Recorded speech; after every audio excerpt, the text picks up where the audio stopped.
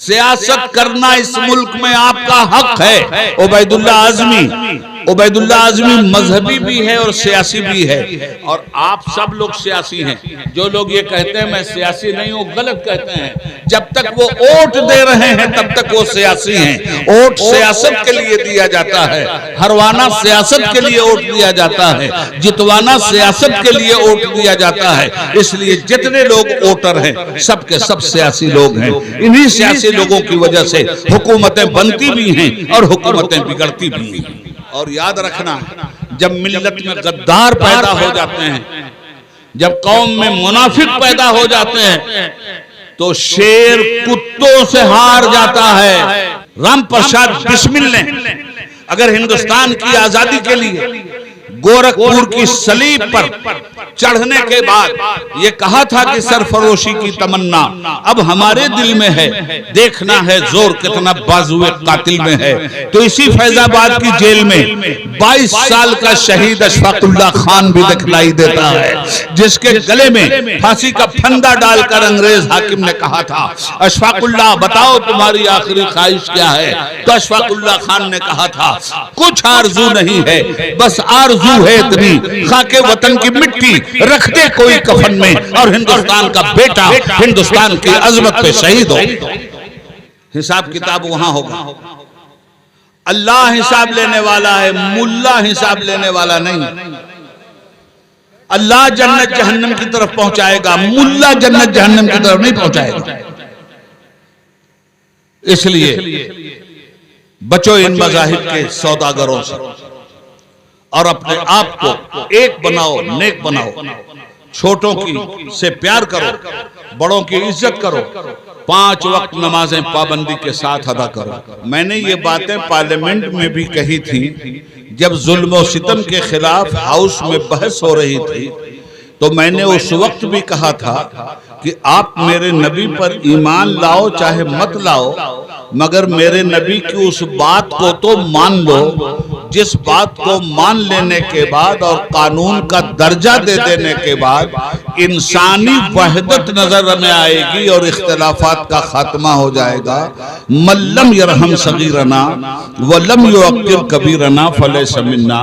जो छोटों पर रहम नहीं करता वो हमारा नहीं, जो बड़ों की इज्जत नहीं करता वो हमारा नहीं। अब हजरात, हम तमाम तर लोग जो यहाँ बैठे हैं, हम में कोई या तो 1 मिनट के लिए किसी से छोटा होगा या 1 ही मिनट और सेकंड के लिए कोई किसी से बड़ा होगा। इसी तरह सारी इंसानियत का जायजा ले लीजिए। हम जिस मुल्क में रहते हैं, दुनिया के जिस खित्ते में रहते हैं, वहां जितने इंसान हैं, इन इंसानों में या तो कोई किसी से छोटा है या कोई किसी से बड़ा है। पैगंबरे रहमत ने इंसानों को ड्यूटी क्या दी? जो छोटों पर रहम नहीं करता वो हमारा नहीं।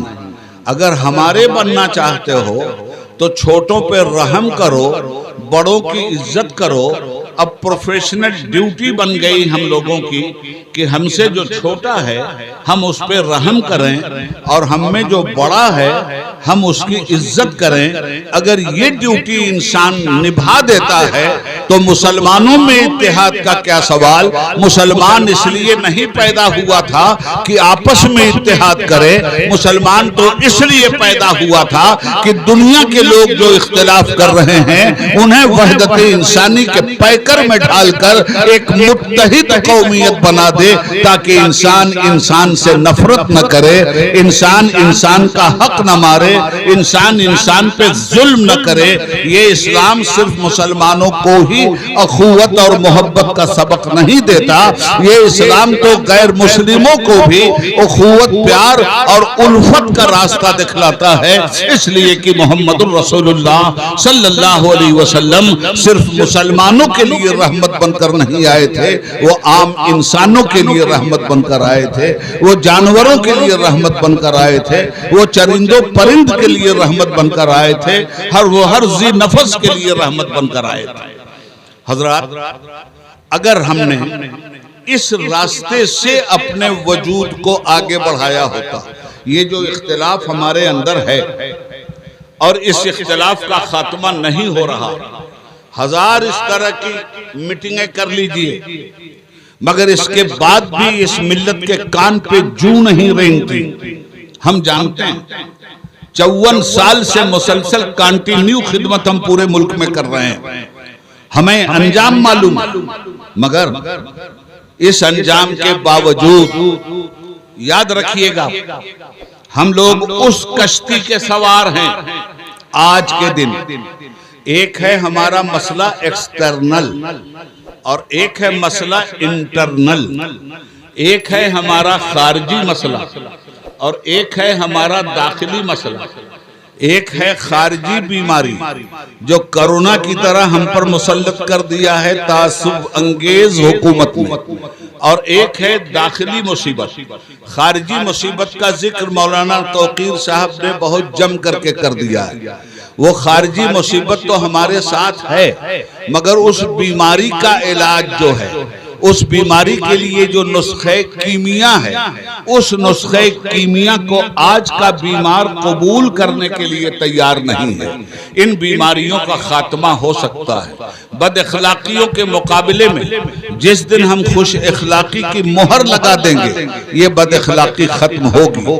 नफरत के मुकाबले में जिस दिन हमारी मोहब्बत का पैगाम आम हो जाएगा, ये बीमारी दूर होगी। हमें इस बीमारी को दूर करने के लिए लड़ाई करने की जरूरत नहीं है, जंग और जदाल की जरूरत नहीं है, नफरत आमेज नारा लगाने की जरूरत नहीं है, जबरदस्ती का जज्बा दिखलाने की जरूरत नहीं है।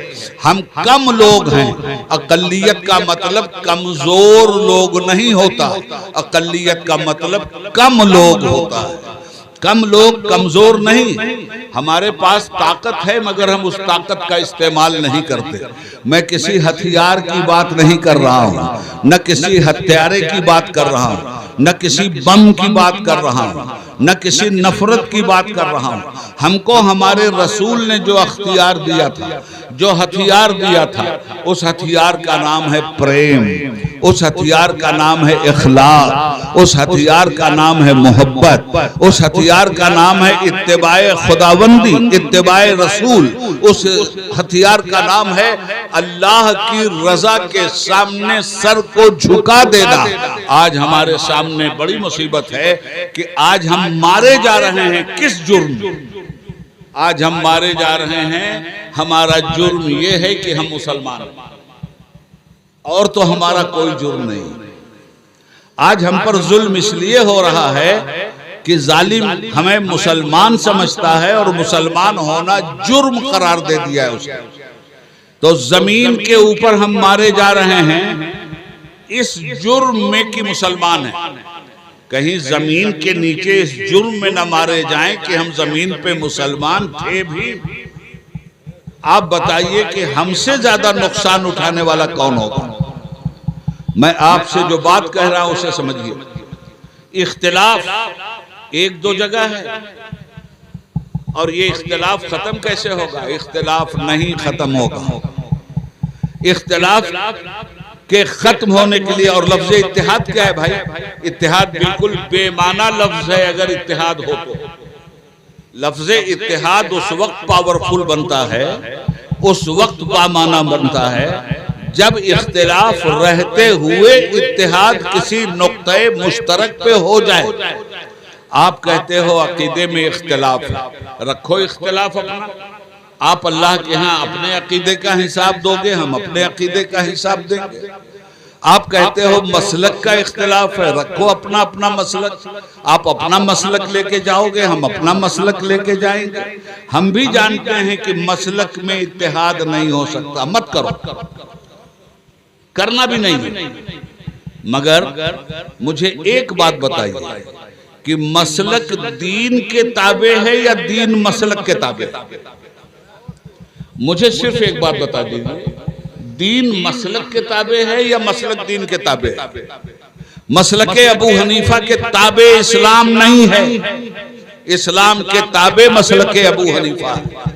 मसलक शाफई के ताबे इस्लाम नहीं है, इस्लाम के ताबे मसलक शाफई है। मसलक हम्बली के ताबे इस्लाम नहीं है, इस्लाम के ताबे मसलक हम्बली। मसलके मालिकी के ताबे इस्लाम नहीं है, इस्लाम के ताबे मसलके मालिकी है। और जब ये सब मालिक सारे मसालिक एक दूसरे के मुकाबले में अलग अलग इख्तिलाफ नमाज पढ़ने में रखते हैं, हाथ बांधने में रखते हैं, मगर मुझे बताइए किसी शाफई ने किसी हनफी से इख्तिलाफ किया? किसी हनफी ने किसी शाफई से इख्तिलाफ किया? हजरत ख्वाजा मोइनुद्दीन चिश्ती रहमतुल्लाह ताला अलैह हनफी थे, यहाँ हाथ बांध करके नमाज पढ़ते थे। हजरत गौसुल आजम अब्दुल कादिर जीलानी रहमतुल्लाह अलैह हम्बली थे, वो हाथ बांधते ही नहीं थे नमाज में। मुझे बताओ, गौस पाक की मुखालफत करोगे या ख्वाजा साहब की मुखालफत करोगे? ना आप उनकी मुखालफत के लिए तैयार हो, न इनकी मुखालफत के लिए तैयार हो। तो वहां अगर मसलक की बुनियाद पर इख्तिलाफ नहीं हो रहा है और यहाँ मसलक की बुनियाद पे इख्तिलाफ वाक़े है, तो मैं कहता हूँ यहाँ कर लो मसलक की बुनियाद पे इख्तिलाफ, मगर कुछ नुक्ते मुश्तरक भी हैं जिन पर इत्तिहाद हर मसलक को करना पड़ेगा अपने अपने मसलक के तहफ़्फ़ुज़ के साथ। ये मुझे बताओ, मस्जिद कदरे मुश्तरक है या नहीं? दीन कदरे मुश्तरक है कि नहीं? सभी न कलमे के दावेदार हैं। हर मसलक वाला न कहता है हम सही हैं, तो गलत कौन कह रहा है अपने आप को? तो जब सब के सब कह रहे हो कि सही है, तो फैसला तो वहां होना है ना कि कौन सही है और कौन गलत है। अच्छा छोड़ो, मसलक के जो इख्तिलाफात हैं उसमें मत करो इत्तेहाद। मैं कहता ही नहीं आपसे इत्तेहाद के लिए, मगर ये बताओ क्या मस्जिद के नाम पर इत्तेहाद करोगे? मस्जिदें अगर जलाई जा रही हैं तो उन्हें बचाने के लिए इत्तेहाद करोगे या नहीं करोगे? कुरान करीम की बेहुरमती हो रही है, उसके लिए इत्तेहाद करोगे या नहीं करोगे?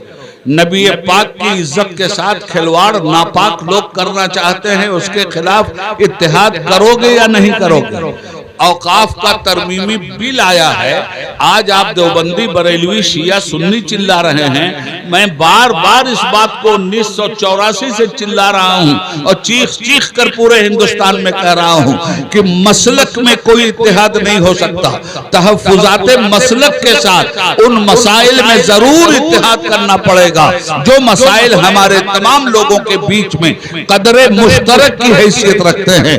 मुस्लिम पर्सनल्लाह हमारा कदरे मुश्तरक है, औकाफ हमारी कदरे मुश्तरक है, मस्जिदें हमारी कदरे मुश्तरक हैं, कुरान करीम की इज्जत हमारी कदरे मुश्तरक है, रसूल पाक की हुर्मत हमारी कदरे मुश्तरक है, हमारी जायदादें हमारी कदरे मुश्तरक हैं, हमारी औरतों का तहफ़्फ़ुज़ हमारी कदरे मुश्तरक है, हमारा निकाब कदरे मुश्तरक है।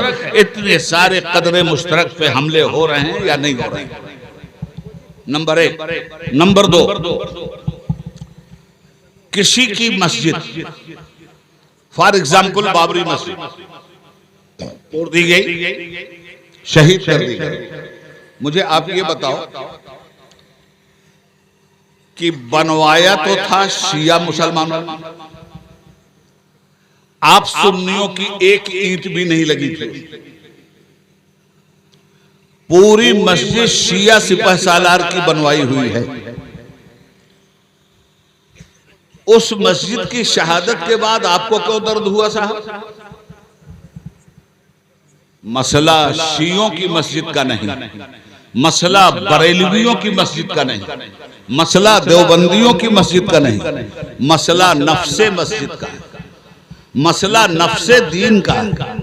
हमला दीन पर हो रहा, दीन बचेगा तो मसलक बचेगा, और दीन के गायब हो जाने के बाद किसका मसलक बनेगा, जरा वो मुझे आप बता दीजिए। मैं आपको बताऊं, एक जिला है सीतामढ़ी बिहार में, इलेक्शन का जमाना था।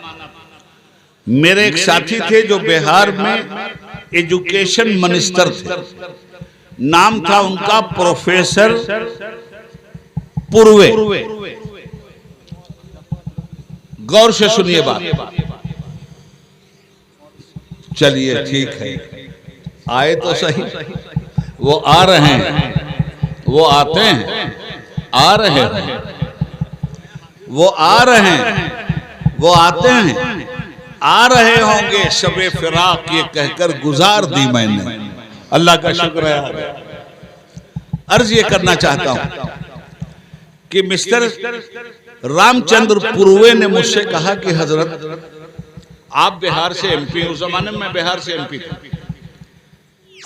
क्योंकि मेरी पार्लियामेंट का जमाना मुसलसल 18 साल का, 6 साल यूपी से मेंबर पार्लियामेंट था, 6 साल बिहार से मेंबर पार्लियामेंट था और 6 साल मध्य प्रदेश से मेंबर पार्लियामेंट था। 18 साल तक कंटिन्यू मेंबर पार्लियामेंट था। तो इलेक्शन कैंपेन में गया तो उन्होंने कहा मैं तो हार जाऊंगा। मैंने कहा क्यों?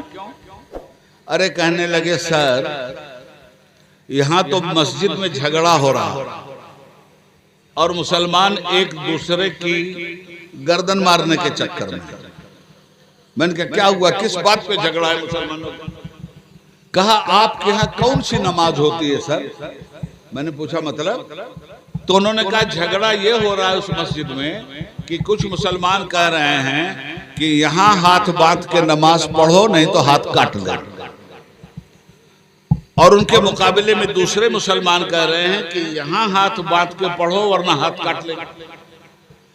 अब मुझे यहाँ हाथ बांधने वालों का भी वोट चाहिए और यहाँ हाथ बांधने वालों का भी वोट चाहिए। अब बताइए मैं यहाँ वालों का साथ दूं तो यहाँ वाले मुझे वोट नहीं देंगे, यहाँ वालों का साथ दूं तो यहाँ वाले वोट नहीं देंगे, क्या करूं? हम हेलीकॉप्टर से पटना से गए, जलसे में उतरे, हालात मालूम हो गए। हमने कहा भाई हमने सुना है कि कुछ लोग यहाँ हाथ बांधने पर झगड़ा कर रहे हैं, कुछ लोग यहाँ हाथ बांधने पर झगड़ा कर रहे हैं। इन लोगों को वो नहीं दिखाई देता जो मैं देख रहा हूं। मैंने कहा मैं तो यहां देख रहा हूं, तुम लोग यहां हाथ बांधने पे हाथ काटना चाहते हो, दूसरा ग्रुप यहां हाथ बांधने पे हाथ काटना चाहता है।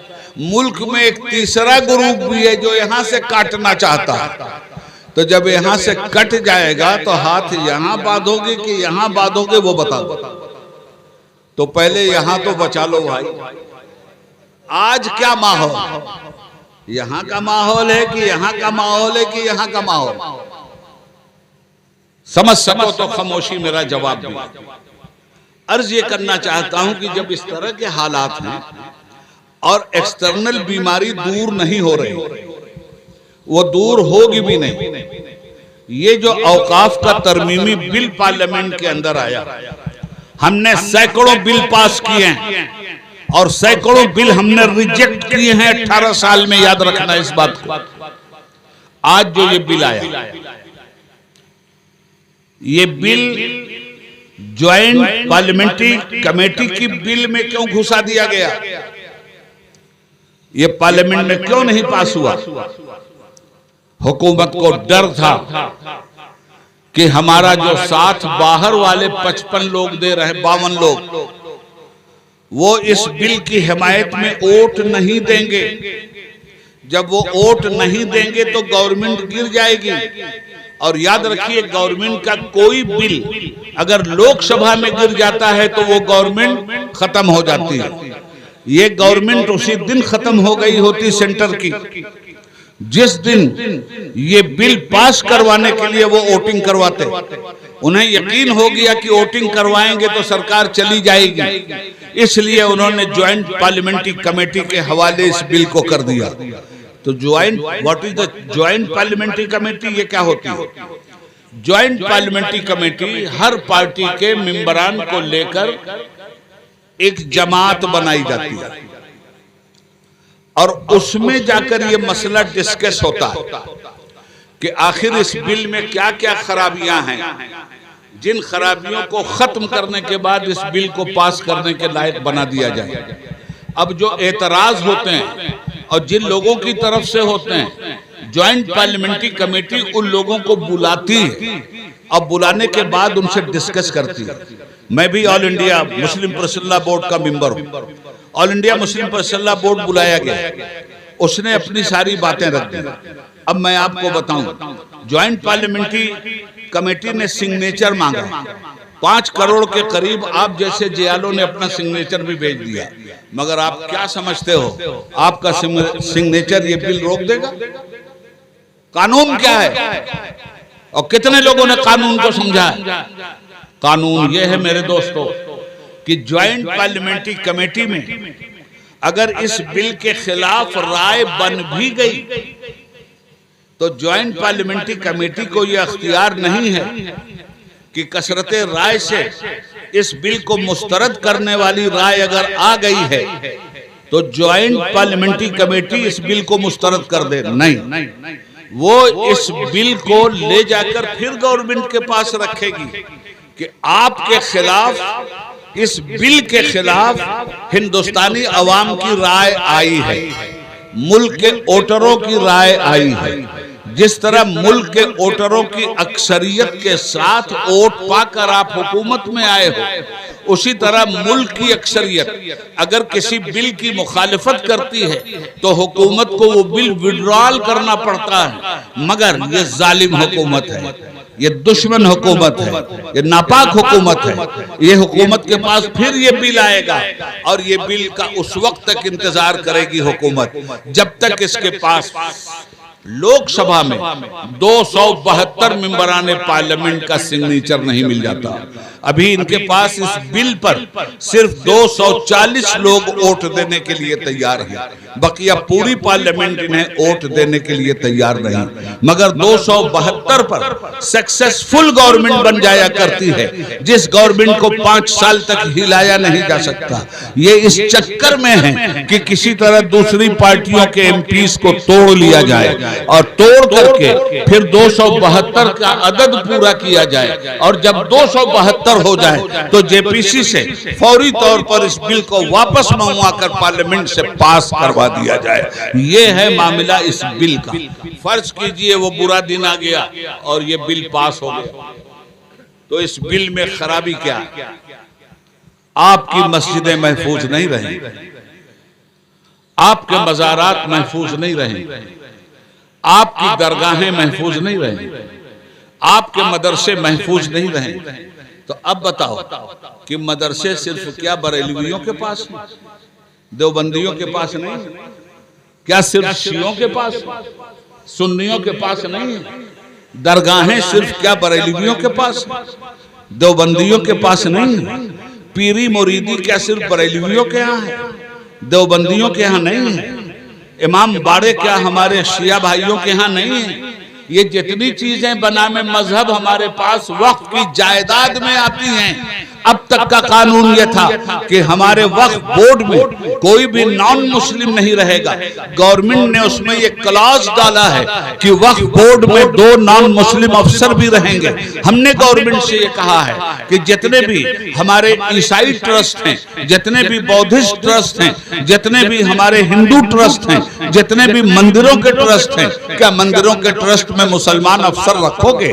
क्या बौद्धिस्टों के ट्रस्ट में मुसलमान अफसर रखोगे? तो भाई सब लोग अपना अपना ट्रस्ट चला रहे हैं, हमारे ट्रस्ट में आपका इंटरेस्ट क्यों है? इसलिए है कि 2 गुजराती भारत को बेच रहे हैं और 2 गुजराती भारत को खरीद रहे हैं। अब हमारी औकाफ की जमीन भी हड़पने का खेल है। किसकी जमीन बचेगी? और हिंदुस्तान में आज भी जितनी जमीन रेलवे के पास है, उसके बाद सबसे ज्यादा जमीन वक्फ बोर्ड के पास है। हमारी इसका चाहिए तो ये था कि हमारी जमीनों पे गवर्नमेंट का कब्जा है तो वो छोड़ाया जाए, मुसलमानों का कब्जा है तो वो छोड़ाया जाए, गैर मुस्लिमों का कब्जा है तो वो छोड़ाया जाए।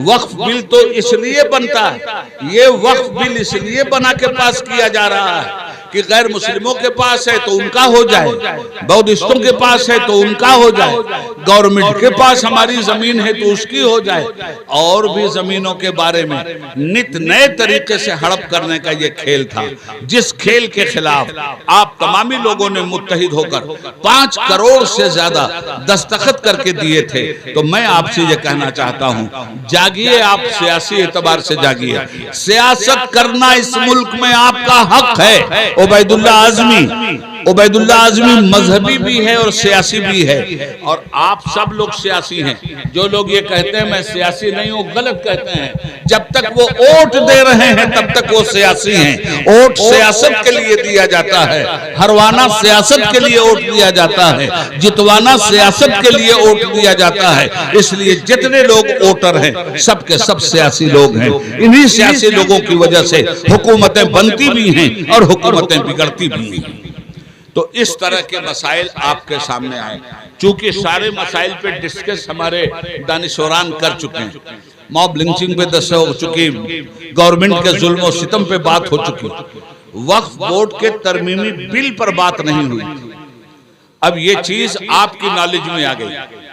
अब मैं आपसे ये कहना चाहूंगा कि आप लड़ोगे तो मरो, अपना अपना मसलक अपने अपने पास रखो, मगर जो कॉमन हमारी चीजें हैं, जो कॉमन मिनिमम प्रोग्राम है, जिसमें किसी देवबंदी, किसी बरेलवी, किसी शिया, किसी सुन्नी को जिन चीजों से इख्तिलाफ नहीं है और उन तमाम तर चीजों को वो महफूज करना चाहते हैं, उसकी हिफाजत के लिए सबको अपने अपने मसलकी तहफ़्फ़ुज़ात व तशख़्ख़ुसात के साथ एक जगह खड़ा होना पड़ेगा। इसलिए ये बुलाई गई है इत्तेहादे मिल्लत कॉन्फ्रेंस। अब हम क्या करें आपसे? बरेलवियों में भी कुछ मुतशद्दिद लोग हैं, देवबंदियों में भी कुछ मुतशद्दिद लोग हैं, शियों में भी कुछ मुतशद्दिद लोग हैं, सुन्नियों में भी कुछ मुतशद्दिद लोग हैं। इन लोगों का ताल्लुक मुसलमानों को मुत्तहिद करने के नजरियात पर मबनी नहीं है। ये चाहते हैं कि मुसलमानों में इख्तिलाफ बरकरार रहे ताकि इनकी रोटी रोजी चलती रहे।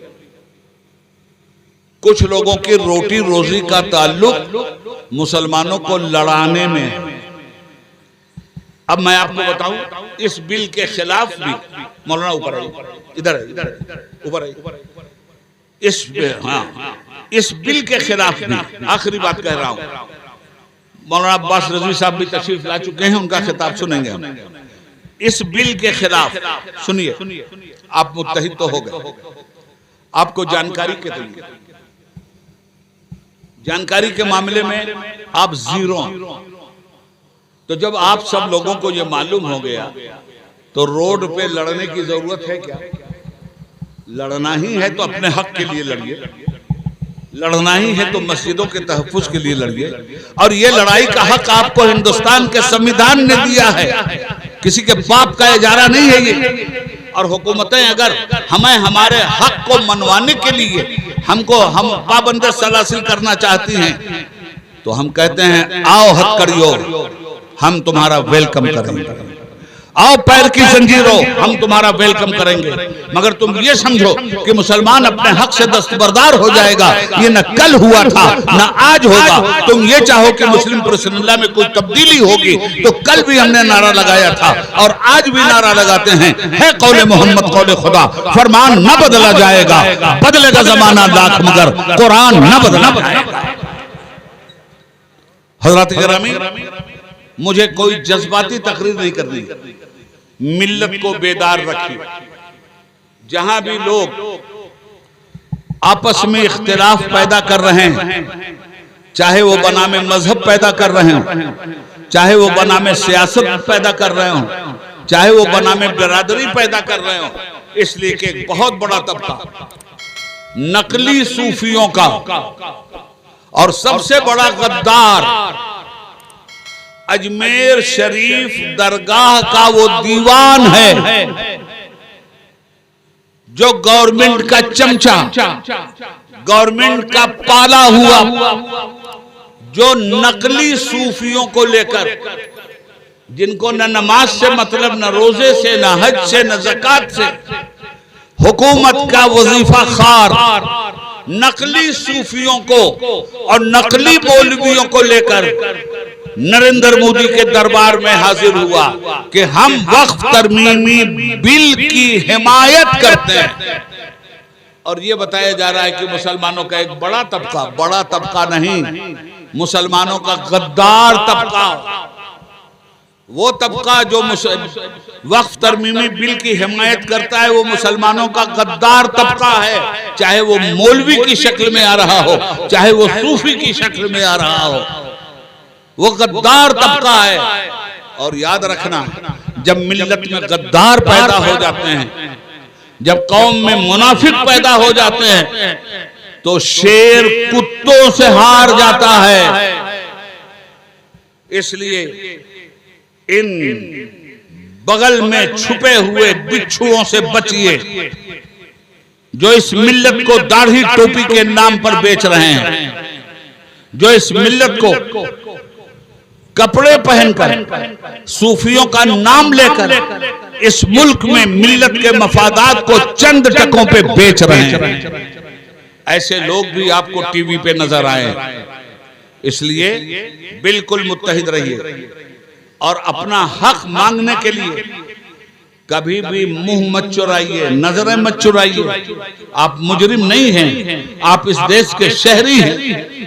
राम प्रसाद बिस्मिल ने अगर हिंदुस्तान की आजादी के लिए गोरखपुर की सलीब पर चढ़ने के बाद ये कहा था कि सरफरोशी की तमन्ना अब हमारे दिल में है, देखना है जोर कितना बाजुए कातिल में है। तो इसी फैजाबाद की जेल में 22 साल का शहीद अशफाकुल्लाह खान भी दिखलाई देता है, जिसके गले में फांसी का फंदा डालकर अंग्रेज हाकिम ने कहा था, अशफाकुल्लाह बताओ तुम्हारी आखिरी ख्वाहिश क्या है? तो अशफाकुल्लाह खान ने कहा था, कुछ आरजू नहीं है, बस आरजू है इतनी, खाके वतन की मिट्टी रख दे कोई कफन में और हिंदुस्तान का बेटा हिंदुस्तान की अजमत पे शहीद हो। हम किसी से भीख नहीं मांगते, ये देश हमारा है। मेरे अरब को आई ठंडी हवा जहां से, मेरा वतन वही है, मेरा वतन वही है। चिश्ती ने जिस चमन में वहदत का गीत गाया, मेरा वतन वही है, मेरा वतन वही है। आप एक आजाद हिंदुस्तानी शहरी हैं। आपको दहशतगर्दी के जरिए अगर दबाया जा रहा है तो आप पूरी ताकत के साथ जुल्म के खिलाफ अपनी आवाज उठाइए। और जुल्म के खिलाफ आवाज उठाना दहशतगर्दी नहीं है, दहशतगर्दी को मिटाना ये एक सच्चे हिंदुस्तानी की अमानत है और सच्चे हिंदुस्तानी का फरीज़ा। मुसलमानों, बातें बहुत कुछ हो चुकी हैं और उससे ज्यादा आप समझ चुके हैं। इसलिए मैं आखिर में सिर्फ आपसे इतना कह के जाना चाहता हूं कि आप यूनिटी बनाए रखें। आपको जो कुछ भी पसंद है आप अपना काम कीजिए, हिसाब किताब वहां होगा। अल्लाह हिसाब लेने वाला है, मुल्ला हिसाब लेने वाला नहीं। अल्लाह जन्नत जहन्नम की तरफ पहुंचाएगा, मुल्ला जन्नत जहन्नम की तरफ नहीं पहुंचाएगा। इसलिए बचो इन मज़ाहिब के सौदागरों से और अपने आप को एक बनाओ, नेक बनाओ। छोटों की से प्यार करो, बड़ों की इज्जत करो, 5 वक्त नमाजें पाबंदी के साथ अदा करो। दीन के जो मसाइल हैं उन्हें सीखो और सिखाओ। एक दूसरे का एहतराम करना सीखो और मुत्तहिद होने के लिए आखिरी बात कहूंगा। ये बताइए कि अगर यहां आग का अलाव रोशन कर दिया जाए और परचमे शोले सुर्ख लहराने लगे तो बड़े से बड़ा पहलवान भी उसमें उंगली डालने की कोशिश करेगा? उसकी पहलवानी काम आएगी?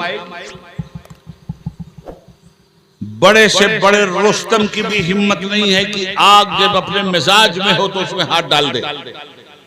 मगर रात भर जिस आग में हाथ डालने से आदमी घबरा रहा था, सुबह में हमने देखा कि वो आग सर्द हो चुकी थी, वो आग राख बन चुकी थी और हमने देखा मरियल सड़ियल गड़ियल आदमी भी जूते की ठोकर से उड़ाता हुआ जा रहा था। मुसलमानों, इश्क़ रिसालत की आग जब अपने जोबन पे थी, रसूलुल्लाह से मोहब्बत की बुनियाद पर जब तुम्हारे सीनों में रसूल पाक की मोहब्बत का शोला जल रहा था और आसमान अज़मत से बात कर रहा था, दुनिया में किसी की हिम्मत नहीं थी